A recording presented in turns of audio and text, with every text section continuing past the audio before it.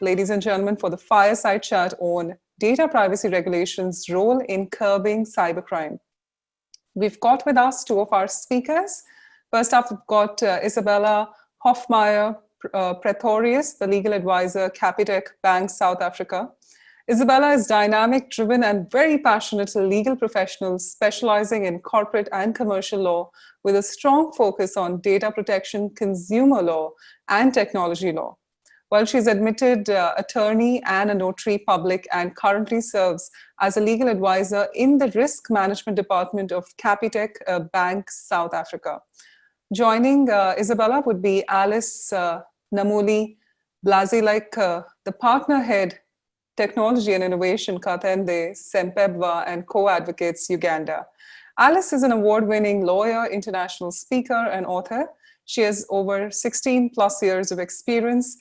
Alice specializes in technology and the law with keen interest in artificial intelligence, blockchain, cryptocurrency, fintech, cyber law, data protection. She represents some of the largest fintechs and blockchain technology-based businesses that are reshaping the mode of doing business in Africa. So we have with us Alice and Isabella joining us. Over to you, ladies. Thank you so much. Thank you very much, Ivana, for the introduction. Very kind of you. Very privileged and honored to be here today. And my co-panelist or Fireside Chatter, Isabella, very nice, definitely to be here. Yeah, like what the topic says, definitely we are here to discuss the role of data protection in curbing cybercrime. I will be, I'll just give a general overview on data protection laws, definitely on the continent or on in Africa, and then we'll also go deep into talking about the kind of regulations we have in our specific jurisdictions, that is Uganda and South Africa, where Isabella comes from, and also I think touch on the lack of implementation or lack of enforcement of the regulations, or what are actually the challenges that we are facing in terms of enforcement of these regulations. I will, I guess, ask Isabella first to talk about, just briefly maybe about that topic, and then I'll delve into the overview. Thank you very much, Alice. Yeah, I think from my side, I'm focusing more in South Africa, but in general, we always have to look at with something like data that is so easily transferable across borders. We have to look at what is happening internationally, what is happening in other African countries, and we all have to learn from each other, because it's such a dynamic area, and things are changing so quickly, and it's all really a risk-based approach. And what has been great for me to see, and you can focus on that a little bit more. I think you have more exposure to the different regulations in Africa, but it seems like most of the new data protection laws that is emerging has got certain themes and trends that really link them together, and that they are very similar, which makes it easier for organizations that needs to comply with more than one of those laws to reach that compliance status, but also to show that it is the approach to get to a certain goal or an outcome, and that it is really consumer protection laws that is coming up, giving more control and transparency in the way that organizations process data, and then linked to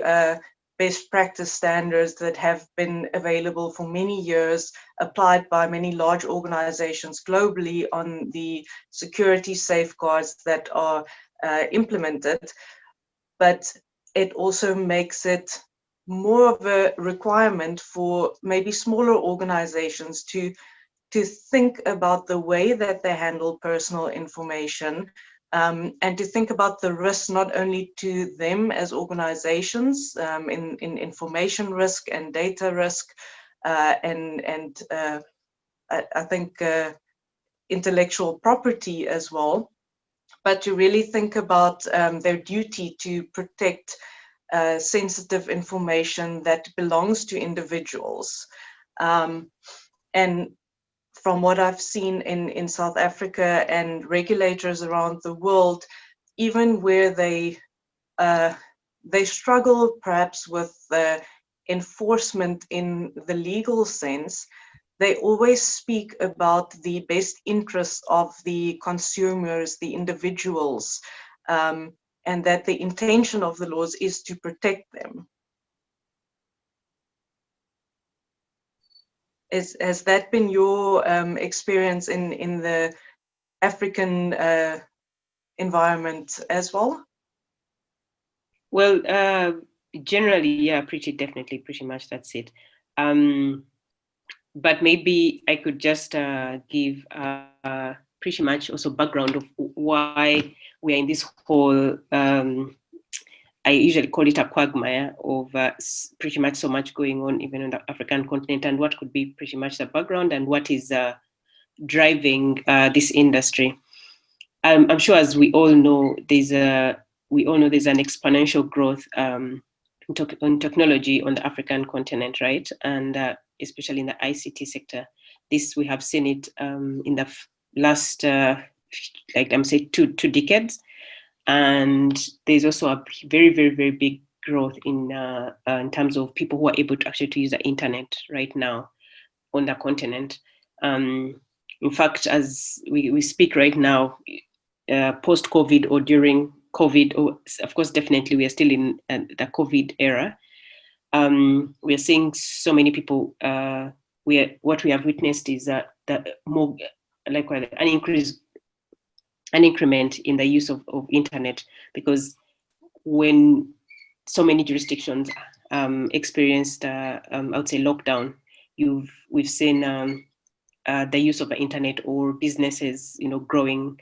So many businesses growing on the internet, and of course, many people resorting to, especially, I guess, e-commerce in my country, that has, of course, also grown up and shot up.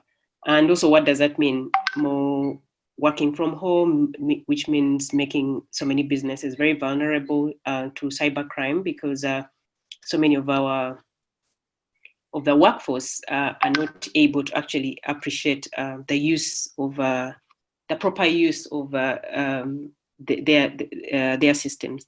So, and this has also made so many of these businesses become very vulnerable to cybercrimes or to cyber attack. We actually just experienced something. One of my clients experienced a very bad attack in the last couple of weeks, and that all turned out because of an employee who was just not able to really understand how actually the use of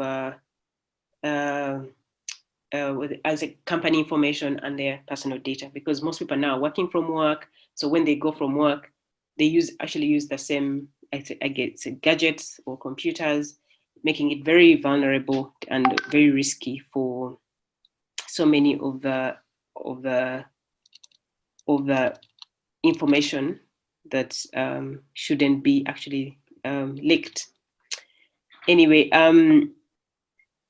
what I also wanted to, just giving that background on pretty much being like the internet is, the growth of the internet has having grown, and also grown some industries, especially like the growth of e-commerce in Africa, because of definitely use.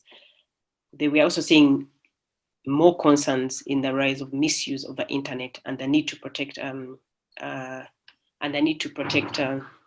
or to come up with cybersecurity regulations or data protection regulations. Luckily enough, I would say, and by the way, on an annual basis right now, what also we are experiencing is hundreds and hundreds of millions of cyber attacks on the continent. The market definitely is saturated with cyber hacks, cyber hackers who are using and exploiting every vulnerabilities, like I talked about, in terms of accessing valuable data. We've seen so many like fraud cases, theft from financial institutions, governments, private companies. This actually is not only, like I mentioned, it's not only something I think it's private companies experiencing, but also so many government, like the Kenyan government has been hacked. Their websites have been hacked. The South African government has been hacked. So it's not something that only, I guess, private companies are experiencing.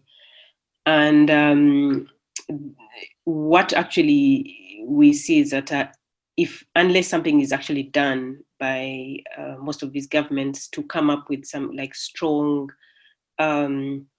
regulations, I think it might be a little bit too late, whereby the potential we have on the continent might be crippled by cybercrime. Yet, I absolutely agree. Pardon me? I absolutely agree with what you are saying, and it has been good to see how data protection regulations have already been implemented in different countries in Africa. What has been maybe a little bit disheartening, though, is with the increase of cybercrimes, we have not seen the enforcement of data protection laws really matching up to that, and because I think it's such a difficult thing to enforce for regulators, and in a time, like you said, where during COVID there has just been a lot more traffic online. There's just been a lot more risk. Businesses that maybe did not foresee that they would almost completely have to have their workforce work remotely, do everything online, that suddenly something that was a smaller risk had to be scaled so quickly that it suddenly became a completely different risk to assess and to protect against. And I think if these laws were not there, we probably would have been in an even worse position, because the laws did make some people think about things that they otherwise maybe wouldn't have or would have ignored. But there's also still a lot of work to be done. And I think our governments also need to think about what is the role of government and the law and the enforcement of that law, the impact and the benefits that it could have to economies in Africa, especially with Europe, with the general data protection regulations that requires data to only be transferred and processed in zones and jurisdictions that are considered adequate with legal protection. And they do look at the enforcement of the laws, not just what is on paper, what is in the law itself, but how is it being enforced. And for Africa to really play a bigger role in the global data economy, the implementation of laws and the enforcement of it, and to really make Africa a safe place for data is such a key role in what we all need to consider, and where I think we want to be. Africa, I believe, has a place in the modern data economy, and we have an opportunity as long as we can also be a secure and safe area. Definitely. No, I definitely agree with you. And the African Union actually, I think, took it upon itself a couple of years ago and came up with a convention or cybersecurity and data protection regulations or framework. But unfortunately, to date, that was since 2014. Unfortunately, to date, only 14 countries have signed up. and I think only 9 have ratified. So there's clearly a big issue with in terms of the African Union. I think lobbying its members to come to implement these laws in their jurisdictions. But that is now, I mean, generally on the continent. At least we have that as through the African Union. But also different regions have also come up with different, like I said, data protection laws. I know for certain we have, I think, about 27 countries now that have data protection laws. And I think 5 countries which are still in draft case, in a draft stage. The most recent countries that have joined or have come up with data protection laws and privacy laws are, I think, Kenya, Nigeria. Uganda, we had a Data Protection Act passed last year in February. So we are also kind of new. But when you also look at all the countries again that have come up with these data protection laws, the question would be now, why do we still have a lot of crime on the continent? What exactly is that problem, and what is the challenge? And another thing I also want to talk about is the similarity of some of these regulations. You'll find that most of these regulations have been benchmarked on the GDPR, so they're quite similar in terms of some of the. I also have fur kids, don't worry. Yeah, it's okay. From home problems. Okay, so you find that there's a lot of similarity with oh dear, sorry about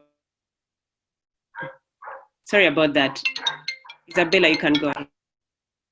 Okay.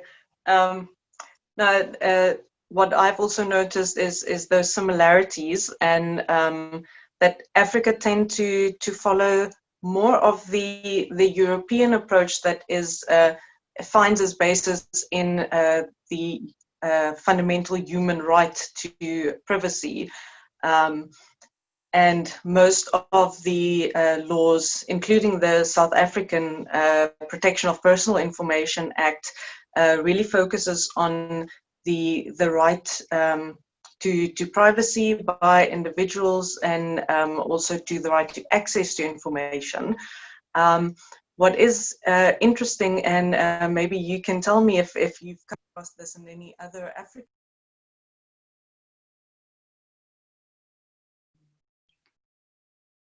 Hello, Isabella? I can't hear you.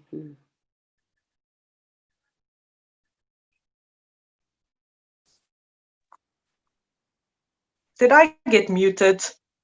I think so. Oh dear, the COVID times.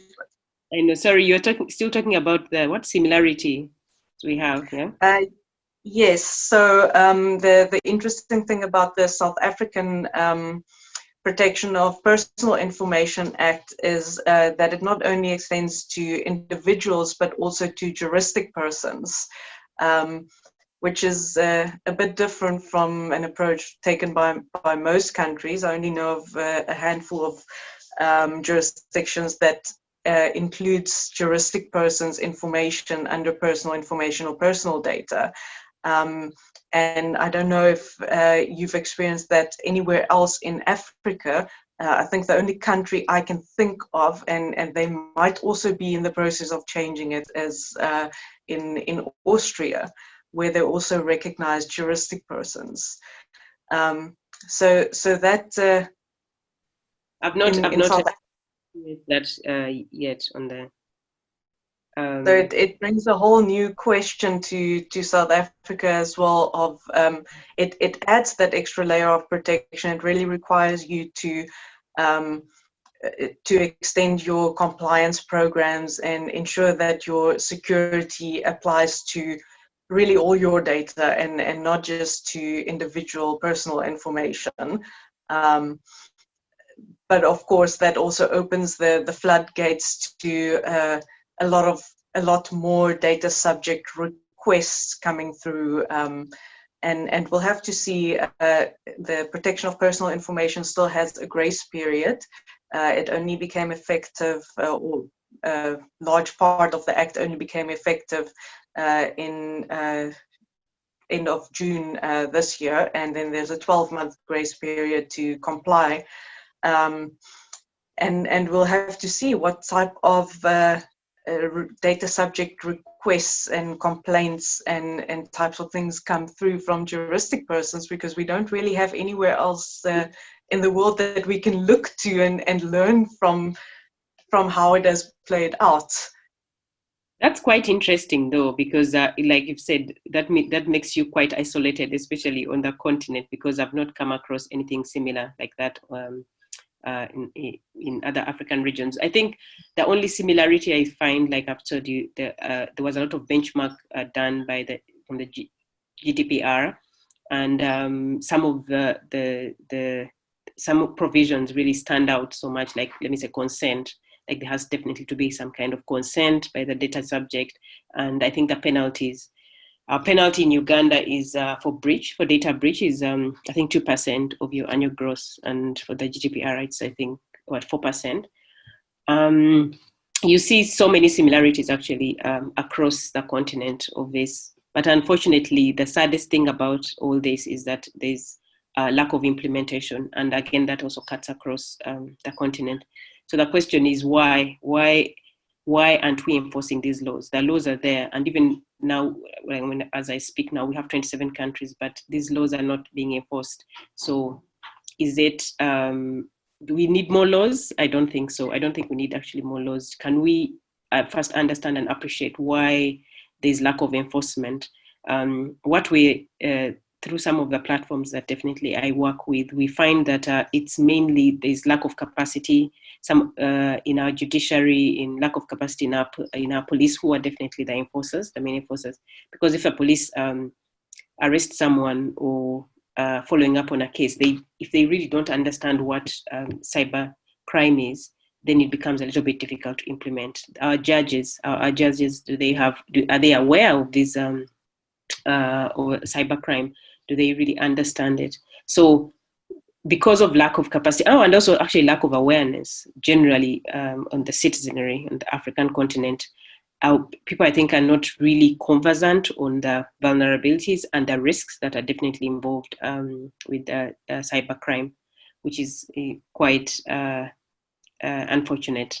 But I think definitely the way forward would be build capacity in all these, like among the different stakeholders, and also create awareness, letting people know on the African continent, or most of the citizens, to be aware of the regulations, and also to understand what actually cybercrime is, and also to train, to carry out as many trainings as possible among the different sectors I talked about. That is, of course, the police, that is even the regulators themselves, the regulatory frameworks, the regulatory authorities, and the judiciary. I don't know.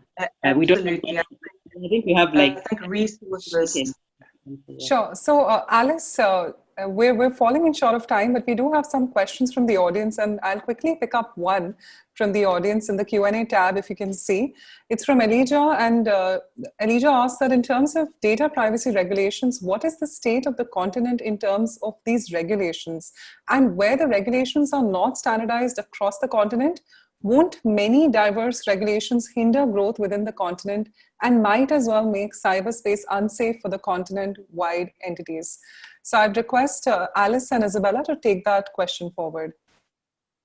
It's a question from who again? It's a question from Elijah. Okay.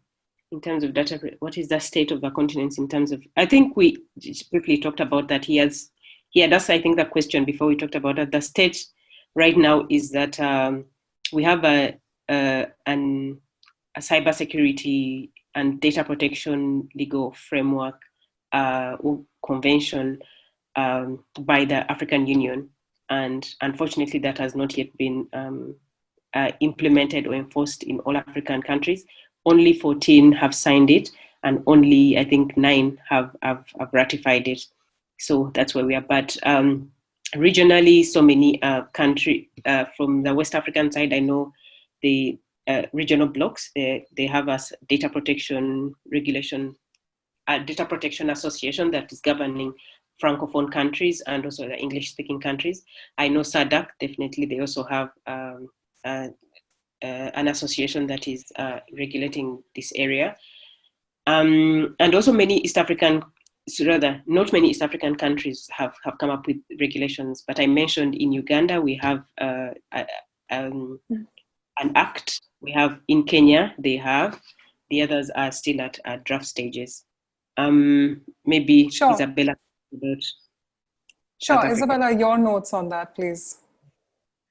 I think maybe if we can use a comparison, if we take Europe and the United States, where Europe has taken this more unified approach with having the GDPR as the umbrella regulation for all the countries in Europe, where they still have their separate, each country's got their own data protection laws as well.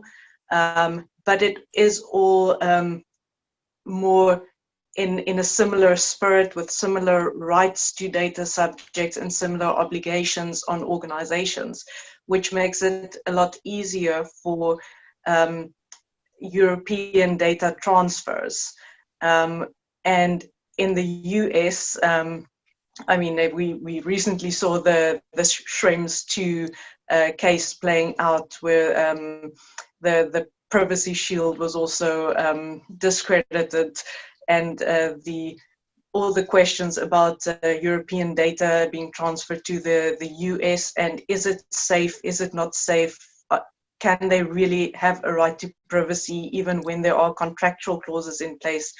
And in the US, they don't have any federal law for data protection at the moment, but they have a lot of different states with different data protection laws, and also for different industries. So we need to look at, where is Africa? Where does Africa want to be? And I think we can look at those two examples that look at what works better. And in Africa, my opinion is, so far the laws that I've seen have been very similar to the European ones. There hasn't been really anything out of the ordinary, but we also need to look at the different risks that Africa faces in fighting terrorism, fighting financial crimes, and different surveillance laws and security laws that may impact the right to privacy. And we'll probably see that in Africa we find something that's a little bit of a mix of the European and the US, that we will make into our own framework that works for our continent, to allow for the free flow of data, to allow for economic growth and innovation, but to also give us the protections that we need, that is, I think, unique to Africa. So I think we will end up with a bit more of a hybrid between those two approaches. So far, it is leaning, from what I've seen, more towards the European side. But I think there's a lot of work to be done. I think it's going to be a very exciting time in the next few years in Africa, looking at these legal developments, seeing how it's implemented, how it's enforced, and how it really works to protect people in Africa and to grow our economy. Sure. So thank you so much, Isabella and Alice. Well, we've got our panelists who have joined us from our next panel, who are already with us. So thank you once again for being a part of this incredible summit.